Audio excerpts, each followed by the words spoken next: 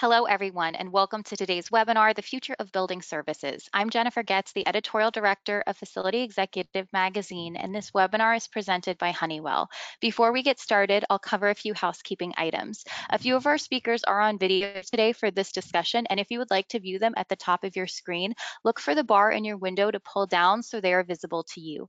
Next, please note the control panel on your screen. This is where you can submit questions via the question box at any time. There will be a Q&A portion after this discussion, so please type your questions in there to send them to us. If at any time you experience a technical difficulty, please send us a message via that question section and someone on our team will answer you privately. Also, please note the orange arrow on the left side of your control panel. Clicking on that arrow will either expand or collapse the control panel, so please be sure the panel is expanded so you can access the question box. And if you are interested in continuing education credits, please note that you receive a certificate of attendance in an email from Facility Executive after this webinar. You can report to your association for the credit. Now I'll introduce your speakers for today.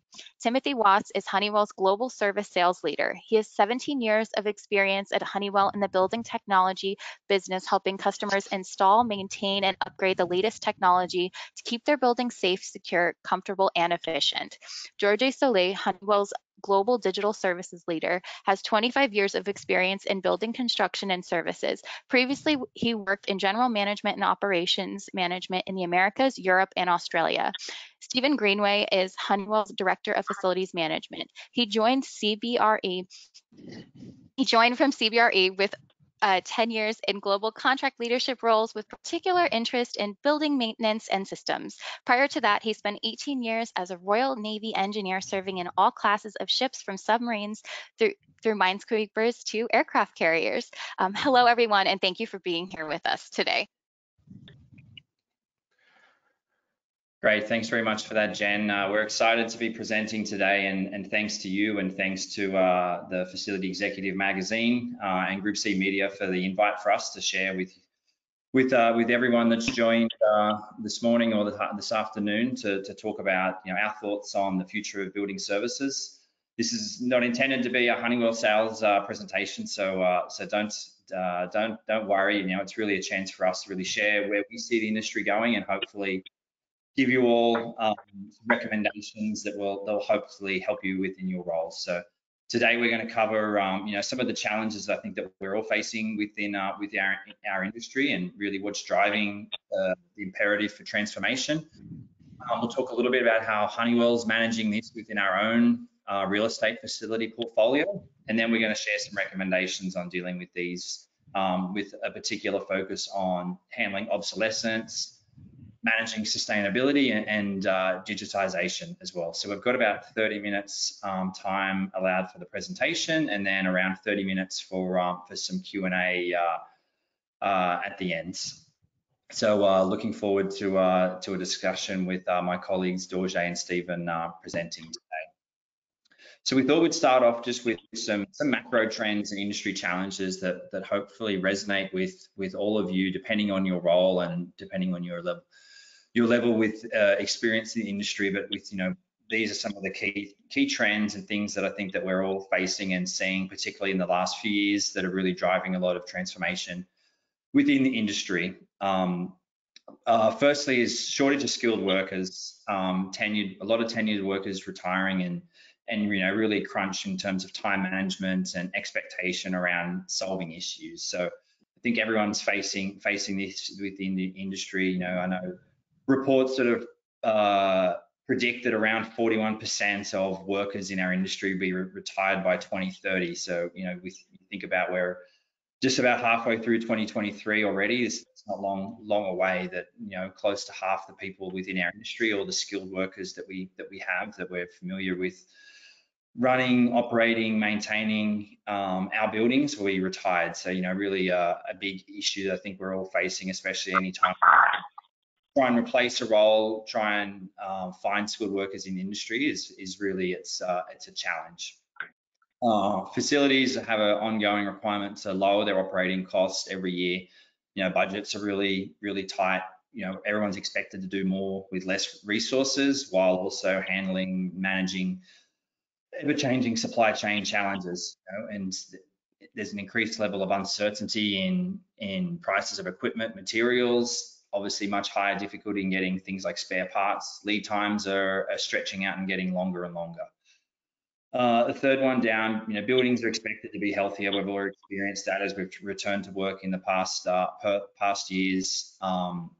We're expected to have our buildings perform better while having to manage aging equipment, optimizing the way our space is utilized, and continuing to manage risk. And we've seen that occupants really have a high level of awareness and expectation of performance of the buildings. 90% of people from surveys rated that they expect their building to be healthier and would choose to come into the office or not based on their awareness of how healthy they think the environment is.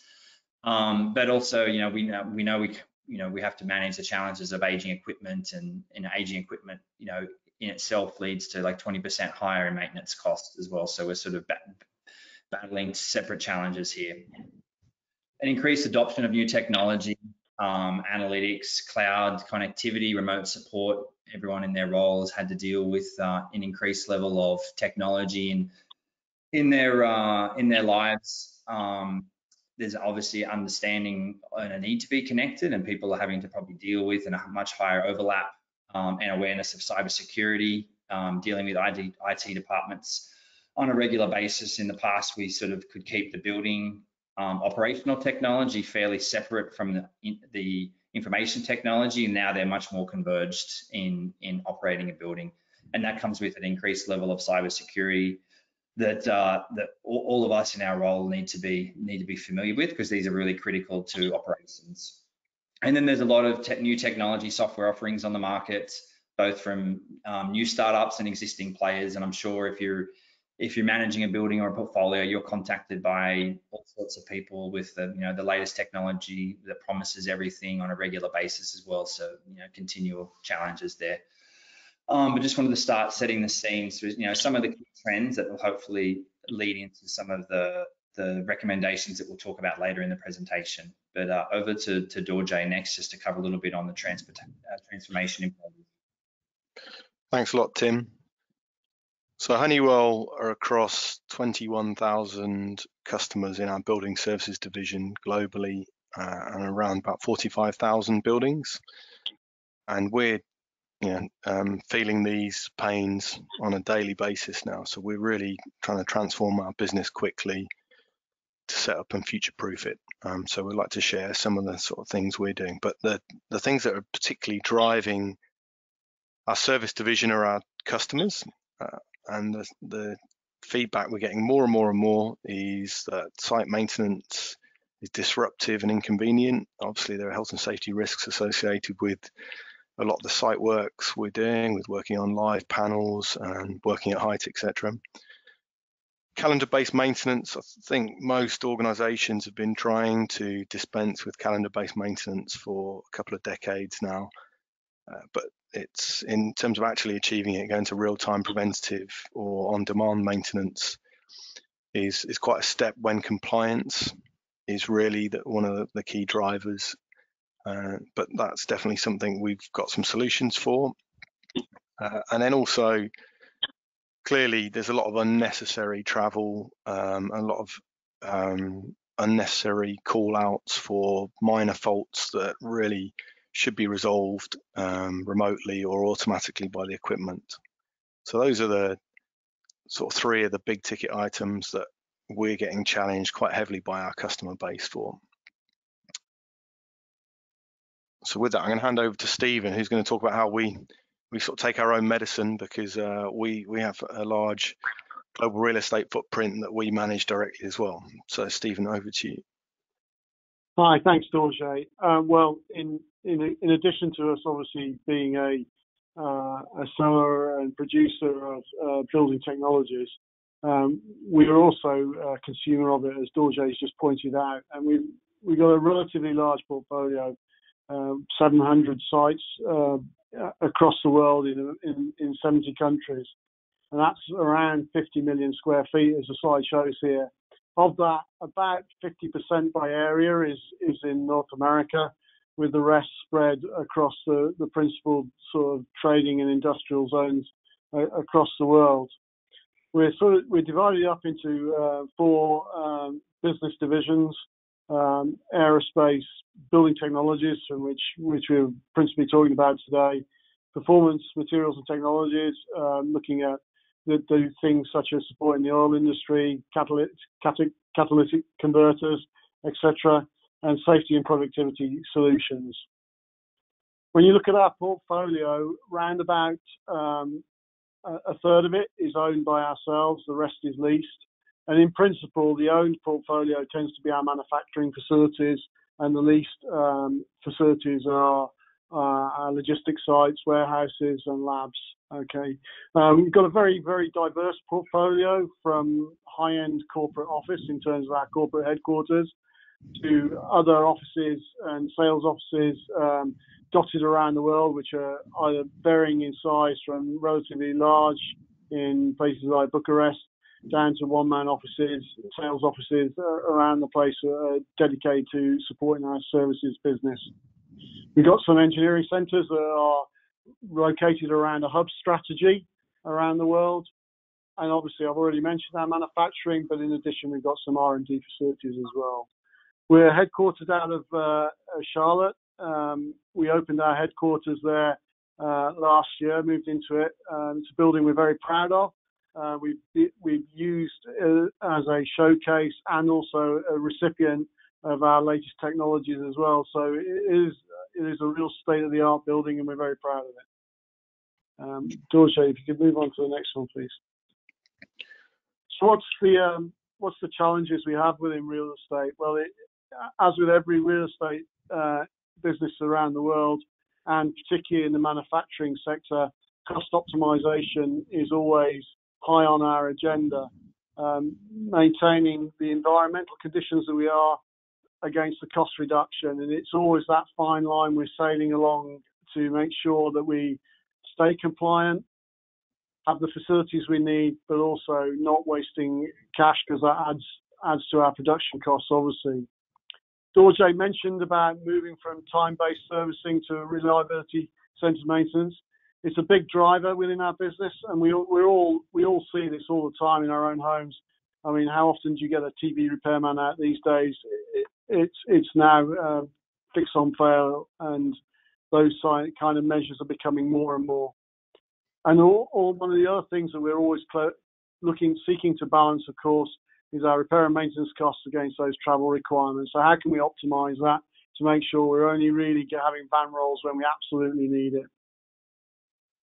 Very big driver within our business at the moment, sorry if you can go back, Dorje, back to that previous slide, sorry you skipped on, is energy and sustainability.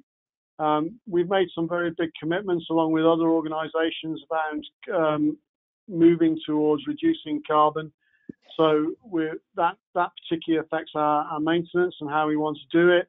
But equally, we're having to respond to changes in building usage around the world.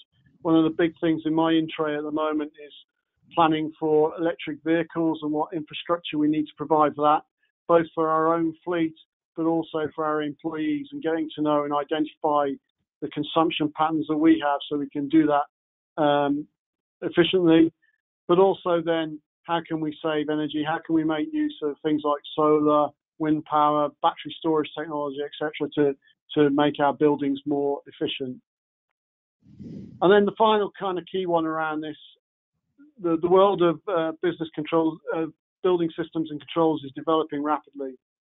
And we see these systems developing all the time. But the key challenge that we're now finding around that is how do we make that efficient and streamlined? How do we knit all these systems together? We like many other large industrial and software companies, have a third party who provides much of our facilities management for us. So how do we integrate our systems there with their systems so that we're removing double key entries and things like that? So that's a real key part to make our facilities business as efficient as possible. Okay, if you'd like to move on to the next one, please, Dorje. So one of the key maintenance challenges that I'm facing at the moment as well is around obsolescence. On the left there and in the pictures, you can see In some of our owned factories are quite old buildings. They may have infrastructure that's maintained by landlords, and we're seeing that with a lot of the BMS systems that are quite long in the tooth now. We're starting to see real issues around spares availability for those BMS systems and the controllers that are out controlling the actual equipment, and we're starting to find increasing problems with spares availability. That has some real implications for the way we operate our buildings. We're seeing, as we start to see things locked into control just at the actual piece of equipment rather than being controlled by the BMS due to failure of the control systems, we're starting to see some degradation of our office environment.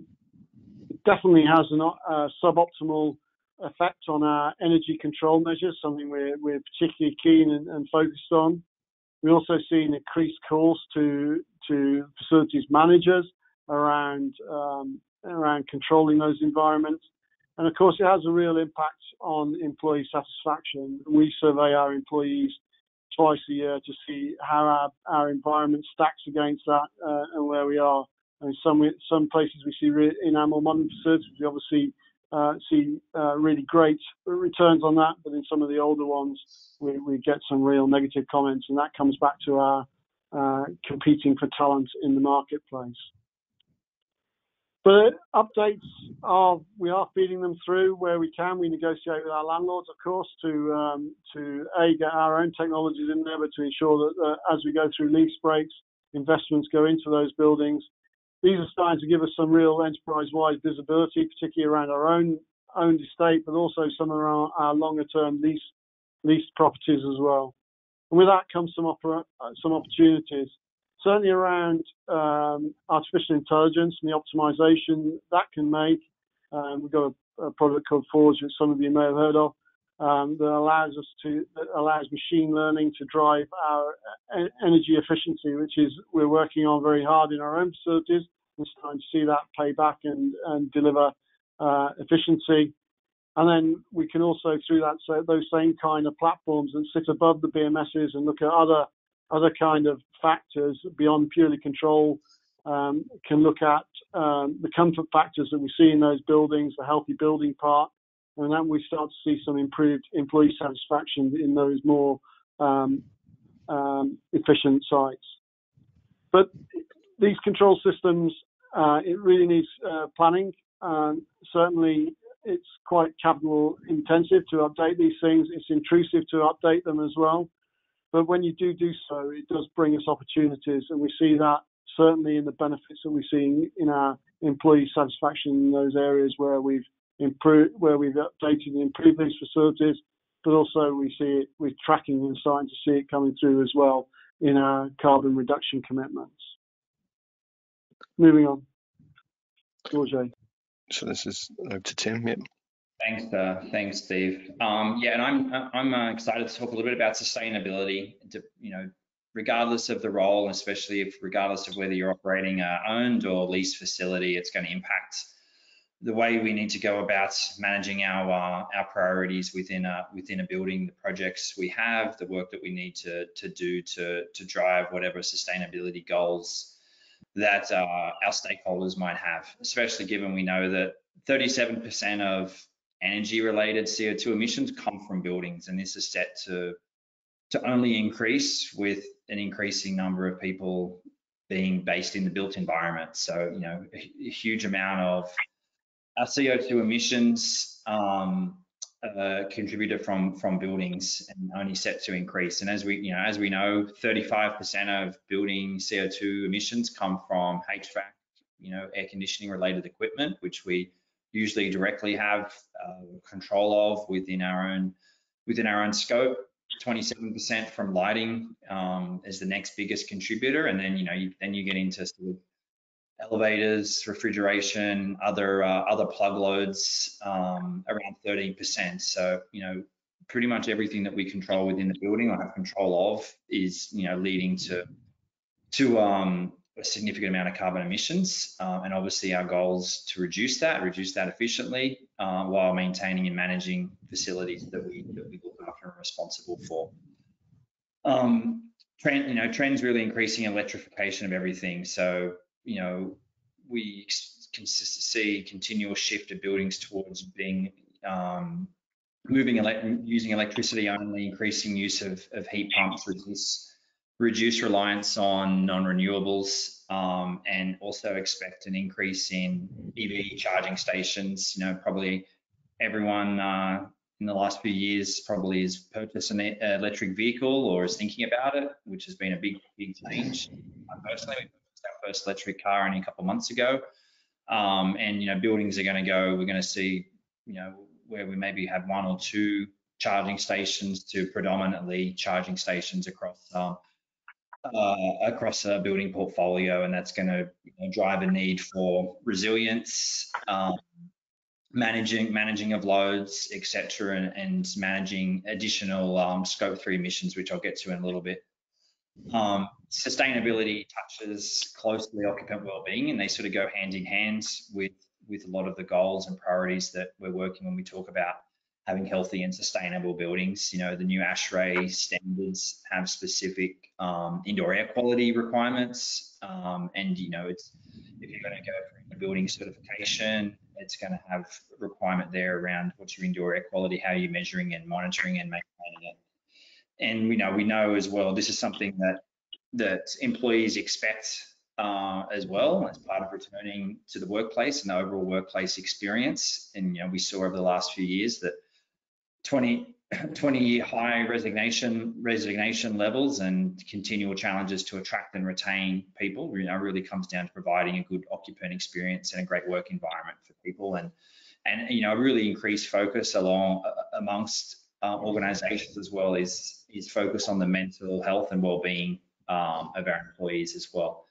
We've had unprecedented climate events, climate disasters in the past few years. Even just in the building I was traveling this week, the building I was in had a power outage as well, and, you know, power went off, and you pretty much had to evacuate the building. There's sort of not a lot you can do. So, you know, critical services that we support. So, you know, healthcare, airports, etc., rely on resiliency. And, you know, in the last 10 years, the number of natural disasters has increased by 100%, which is crazy. Weather-related power outages have increased by 80% just in the last 10 years as well. So this is something that impacts the operations of our facilities on a regular basis as well.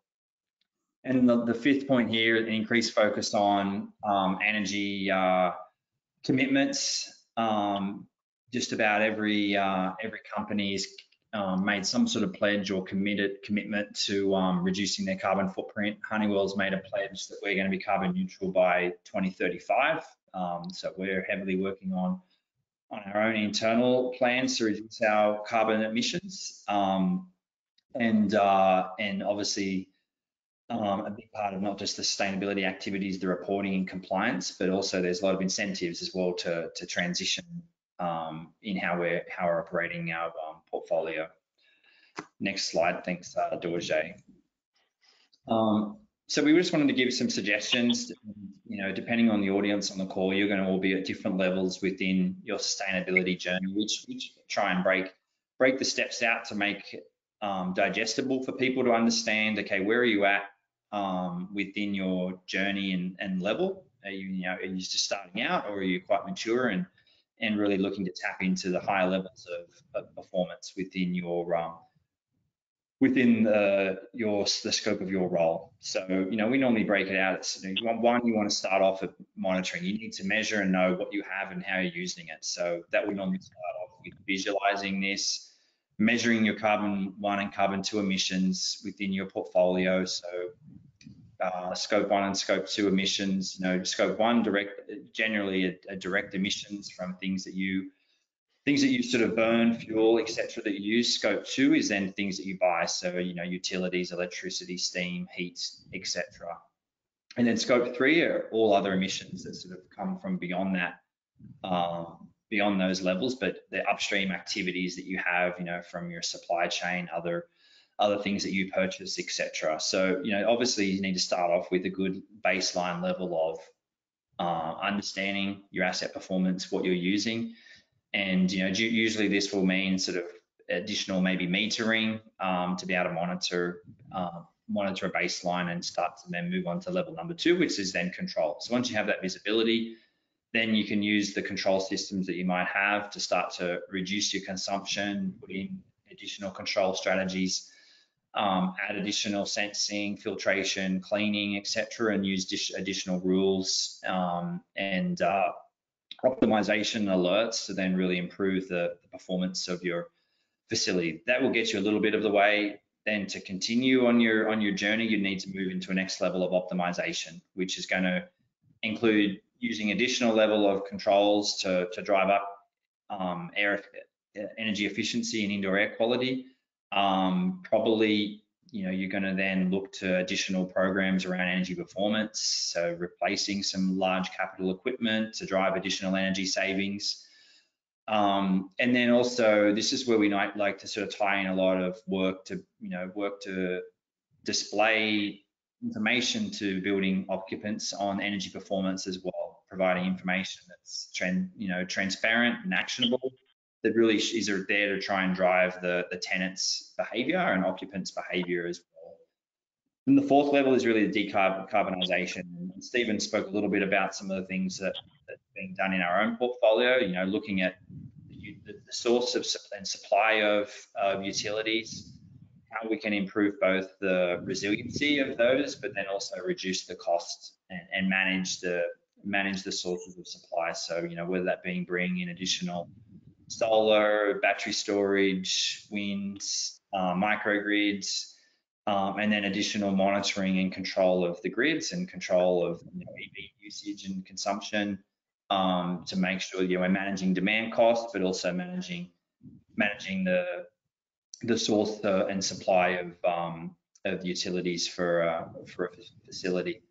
And then the fifth step and level is really sustain and certify. So once we work towards our goals, we want to have an understanding and level of compliance and monitoring management. There's Energy Star ratings, LEED, WELL, neighbours, depending on where you are, Green Mark, and other certifications. Really these are that additional level that we can attain to understand, assess, and drive additional performance and ongoing sustainability. And these sort of steps that we follow, it's not just about reducing carbon footprint, not just about driving energy efficiency. It really goes hand in hand with improving operational resiliency, but also driving up asset value. We know that sustainable facilities have at least a 10% higher asset value, which is pretty key when we talk about return on investment on our assets, as well as following this journey is going to drive that increase in asset value. So just a little bit of a sustainability, and obviously for additional information we have our experts that can help you on this journey. Over to you, Dorje. Great, Tim, thanks a lot.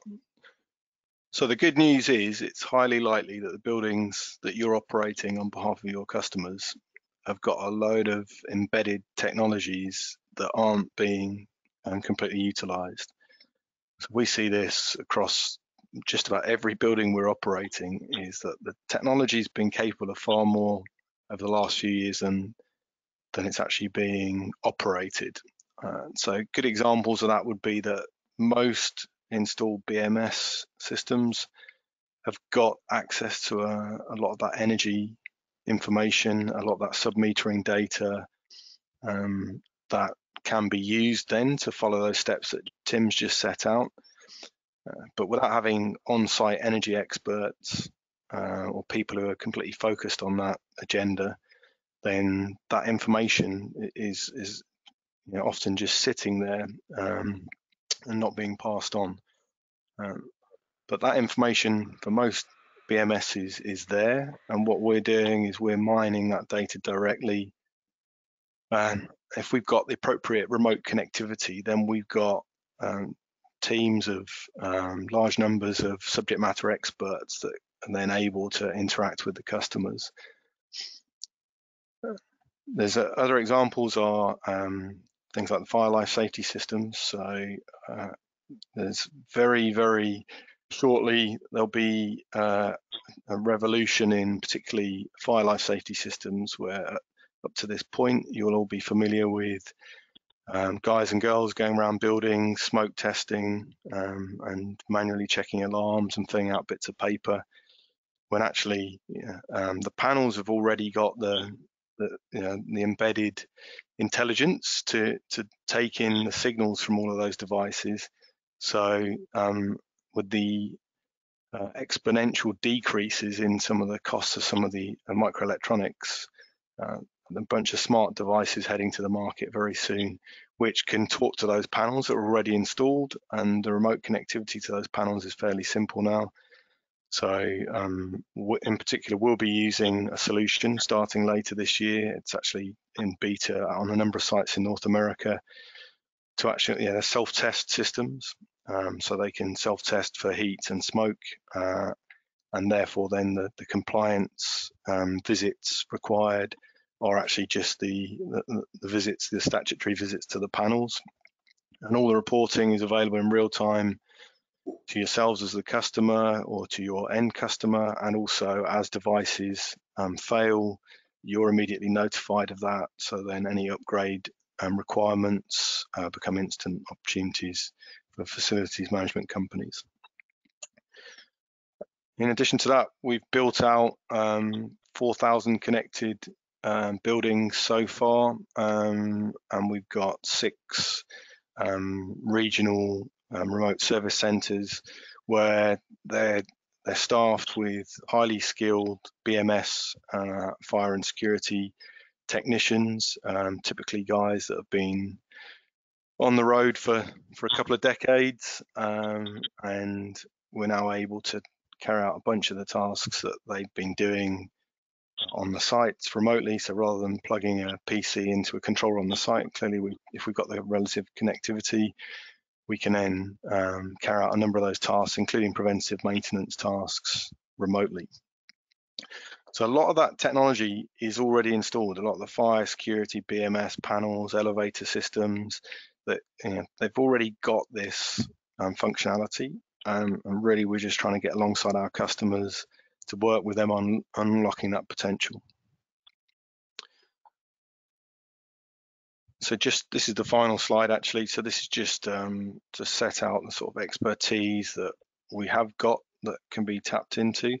But the Honeywell model is very much a product delivery model. So we've got vast reach into the markets on fire security and BMS in particular, where we sell through a number of our sub-brands. So you should be familiar with a number of these brands in the middle column.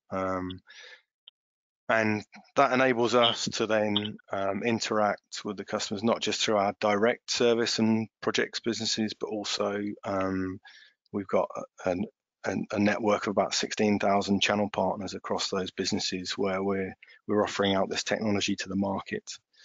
So really we're looking to then share that expertise with the market, and we're working with, particularly in Europe, we're working with some facilities management organizations that really are looking to see how they could scale this. And the fire one in particular is where you've got highly regulated and prescriptive maintenance. So the new systems are going through the notified bodies and getting the compliance certificates to enable major reductions in actual technicians going to site and those tasks being carried out remotely. So it's a very exciting time for us, because we're not really offering something for free, but potentially it is for free because it's using the equipment that you've already got on site, and we're looking for cost swap out models rather than incremental cost. So with that, I'll hand back to Jen. Yes, thank you, Dorje, and thank you, Tim and Stephen, also for this presentation. And of course, thank you to all attendees for sending in questions. We'll now have some Q&A to address the questions that you have sent in, and please continue to submit any questions that you may have. Okay, so let me see. To get started, how does Honeywell Real Estate baseline and manage spend across the portfolio? Yeah, let me take that one. we do it by each of the individual cost centers. Sites are cost centers in their own right. They manage their costs, and you know, the local businesses are obviously very keen, because it's their production costs, to keep those costs as low as possible. But we are increasingly looking to link those sources of information together as well, so that we can have a look from a central point of view. Perfect. Thank you, Stephen. Tim, Dorje, do you have anything to add to that? Good, thank you. Stephen's the expert. All right. Okay, let me see. Our next question is, FM companies are committed to cost and efficiency savings for their customer. So what tangible savings and benefits can be realized? Sure, I can take that one. So I touched lightly on a couple of the tangible benefits there, but genuinely we can now redesign maintenance schedules, and we can reduce the number of physical delivery slots. We can actually swap that out with a sort of hybrid model, and we can pass those efficiencies on to the facilities management companies and ultimately the end customers. Just in the very basic format, that those overheads for those remote technicians are lower than the field-based employees, who have to be tooled up. They have to have the transportation and all of the health and safety training, etc. So that by doing some of this stuff remotely, we're immediately taking out some basic costs like travel costs. There's some other obvious benefits to the customers. So some of the optimization software we've got that Stephen touched on, some of the stuff that's laid over the top of the BMSs, that the AI engines and machine learning on that is really moving on quite quickly, and we can demonstrate the life cycle extension of specific pieces of plant. So we're developing a lot of expertise in certain types of plant, and that's one of the things that our global real estate team are trying to harness at the moment. And then there are a couple of other benefits, but one of them is, so Tim mentioned the scope 1 and 2 savings in particular for the environmental emissions, but scope 3 we can now demonstrate when we're not dispatching technicians to site. We can actually get that certified and included in some of the live metrics and live dashboards as scope 3 savings. So hopefully that answers the question. Very cool. It looks like we have a bit of a follow-up to that question. What are the prerequisites to unlock these benefits? Yeah, hey, Dorje, I can cover that one if you like. I'd like definitely prerequisites are going to be having some level of connectivity. So regardless of the type of systems you use, the provider you have, I think they're all going to say similar sort of thing. For you to be able to get some of these benefits from cloud connected solutions and technology, we need to have some level of remote connectivity. So that'll either require an upgrade to be on the latest platform, or using some sort of gateway to be able to gain secure access into your systems. We've, like Dorje mentioned, the systems and customers that we have connected, we now can handle about 40% of all breakdowns, maintenance activities, issues remotely. Just through the additional tools, analytics, etc., that we didn't really have available to us sort of a few years ago. So, sort of big step change there, and being able to not only identify things remotely and have less people having to travel, but a big improvement in being able to just fix things quicker. So, a site that we just recently activated, sort of a team of remote experts. We had a number of outages. Their average time they were actually tracking outages were taking on average 24 hours. With once we set up a remote team, being able to respond 24/7, and not having to sort of wait till someone was available, our average outage time went down to under an hour. And that was just in a very short amount of time by being remote support. So, and obviously a big part of this will be having experts to be able to help in the remote connectivity, and depending on even government facilities, correctional facilities, critical infrastructure that that a few years ago were completely, you know, not able or not willing to be remotely have any level of remote connection now actually have added to their own policies opportunities for remote connectivity, just understanding that for them to be able to tap into some of the later technology to make their systems perform more efficiently, that's what they'll need to adopt. So yeah, it's definitely something that's going to be a big change for us in how we go about service, how you go about managing service being performed, and you know, it's obviously going to require a higher level of awareness, reporting, tracking, communication, as well as we do more and more work connected remotely. Hopefully that answers it. Long answer, sorry. Perfect. Thank you, Tim. Okay, we have another question here. How can I convince higher ups to make investments in new building technologies? So maybe I can start to answer that one. So hopefully, by looking at the existing equipment, there may be some quick wins that don't require any capex.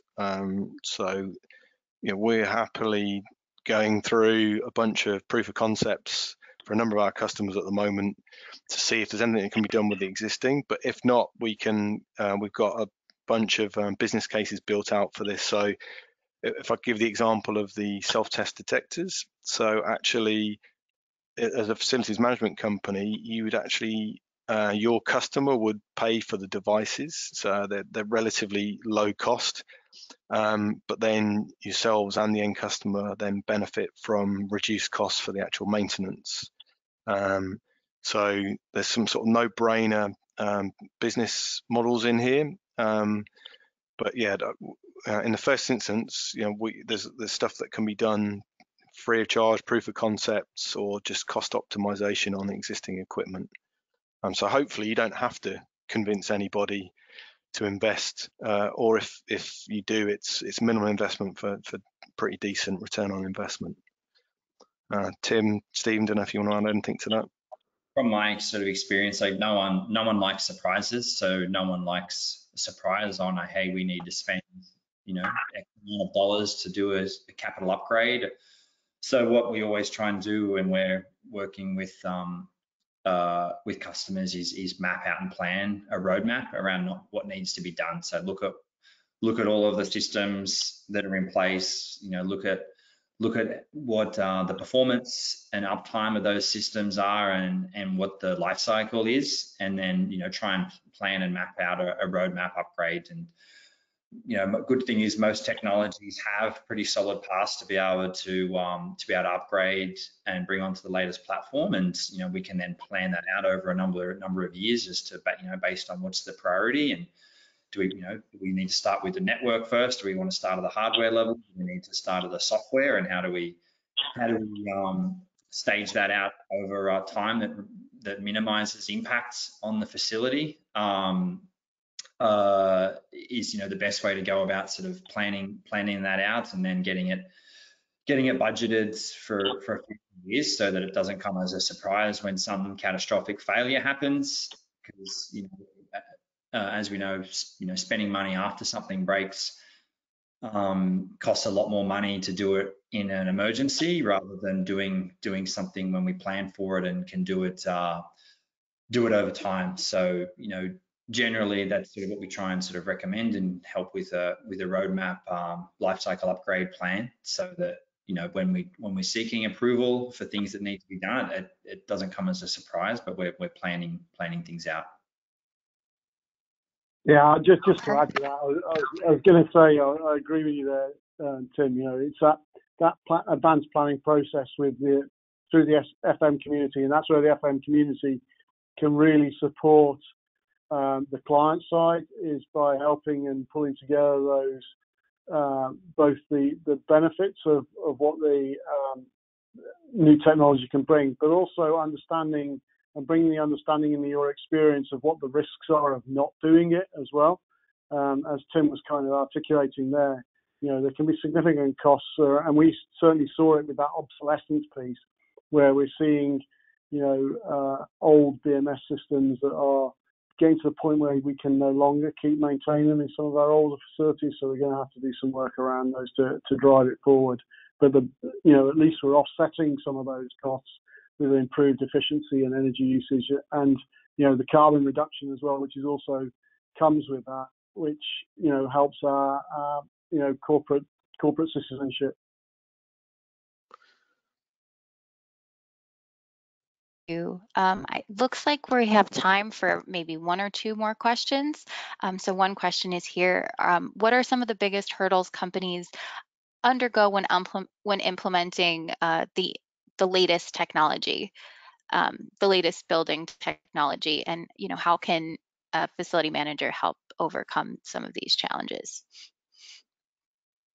Yeah, I can start with that. Like, having experience and worked on many projects and being fortunate enough to work across a number of different facilities. Like, I think always, like, as these projects, we do overlap across many different stakeholders and functions within a building. Like, the key one is really just communication is probably some of the biggest challenge. It's actually technology issues, we can usually manage and work through, but when you've got multiple stakeholders, different parts of the business that are responsible for their own systems, their own scope, their own budgets, etc., and can become protective of those. Some of the challenges we just face is when something happens, okay, who is responsible? How do we address it? How do we move forward? So generally, find and what we normally try and do is think about how we can set up communication channels that are effective, efficient, that we can have automated handover of issues, that we can diagnose things and have as many people communicated as well to help with the emergency escalations that go up throughout organizations as we all deal with, right, when something happens. But we're actually proactive with the communication, that we keep people updated. There's a lot of technologies now that make this a lot easier than us just using email, for example, to communicate. And usually that's like the technology is not the issue. It's the how we control the message when we're deploying these technologies, and how we keep people updated is probably the biggest challenge that I see most people face today, especially when we're doing large complex projects. Right. It looks like we do have that was a great answer, Tim. And it looks like we do have time for one last question. So here is each building has its own intricacies and challenges, some of which may already be documented. How do you envision a remote service technician to have all the information required to troubleshoot a problem? Yep. Okay, I can answer that because that's something we're dealing with on a daily basis. So yeah, for the last 6 months, we've been really ramping up the number of buildings we're connecting, and a lot of the resistance we get from our field teams is that they've got a lot of tacit knowledge in their heads about the actual site, and that relationship with the customer is very, very strong on site. So how do you tell a customer and the service delivery teams that actually you're going to take part of that local knowledge away and just centralize it with a vanilla flavored service delivery model, which is not what we're trying to do. So what we've been doing is we've been going through quite a laborious but important onboarding process for each building, whereby we're giving the site teams and the customer knowledge about how we're intending to supplement the local team with a bunch of subject matter experts, and also then out of hours coverage, etc. And the site teams actually specify back to our work order management system the do's and don'ts. So these are all the things that we want you to do to assist on this site. These are all the things that you don't touch. Right? That chiller's been faulty for the last 6 months, so don't just ignore any information from that chiller. That it's that level of detail that we're able to manage globally through our work order management system. And then to take Tim's point, then how do you communicate that back? So we've then got the complete end-to-end digital customer experience, whereby that knowledge is in our call center, and then it's also visible to the customer or the facilities management company through the web portal, so they can see all the work orders in real time. And we've had a number of facilities management companies that are interested in how they integrate those work orders and all that tacit site knowledge through their back-end systems as well. So there's a huge piece of work going on here, really, to make this a win-win for all parties. Perfect. Well, hey, thank you everyone for taking some time to discuss the future of buildings with us. And a special thank you to Honeywell for sponsoring this webinar. And of course, thank you to our audience for attending today. A recording from today's session will be made available on our magazine's website, facilityexecutive.com. Thank you and have a great afternoon. Thank you. Thank you.